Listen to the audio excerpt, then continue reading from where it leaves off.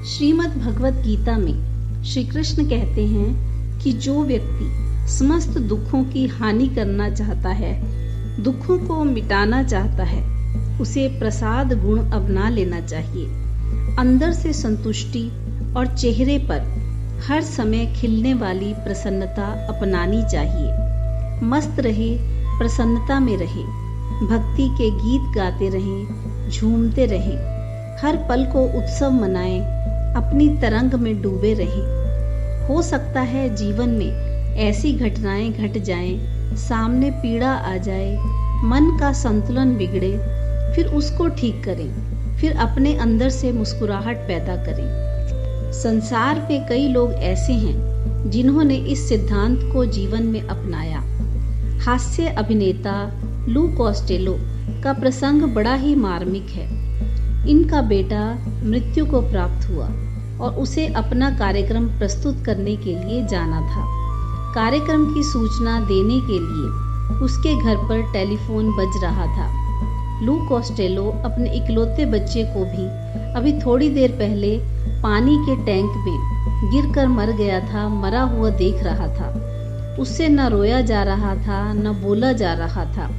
Telephone की घंटी बज रही थी, उसमें उसे बुलाया जा रहा था कि जल्दी से आ जाओ, क्योंकि कार्यक्रम प्रस्तुत करने का समय हो रहा था।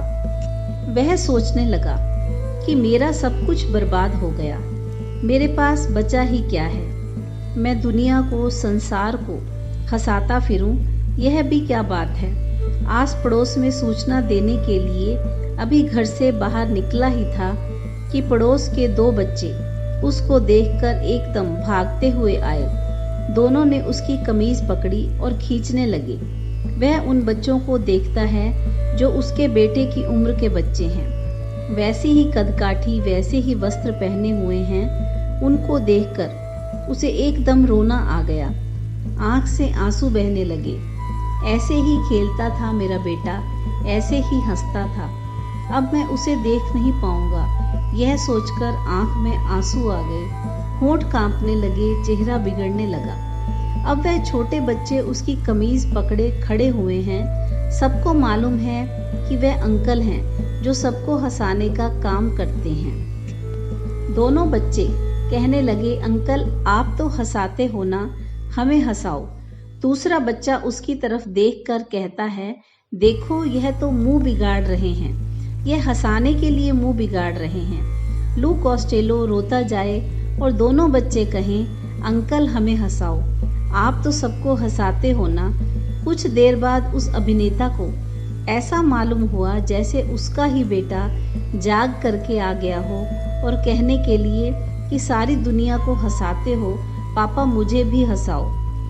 कॉस्टेलो कहते हैं कि उसके बाद मुझे मालूम हुआ कि भगवान ने मुझे ताकत दी है दूसरों को हंसाने की। भले ही दुर्भाग्य ने मेरे चेहरे की प्रसन्नता अभी हर कर आंसू दे दिए हैं, लेकिन मेरे अंदर ऐसी चीज तो है, प्रसन्नता का खजाना, जिससे मैं दूसरों को हंसा सकता हूँ। उसके बाद उसकी आत्मकथा में आता है कि कॉस्टेलो अपने बच्चे को वहीं छोड़कर जहाँ महफिल सजी हुई थी वहाँ पहुँचा। अपने दिल में भारी गम दबाए हुए उसने लोगों को हंसाया।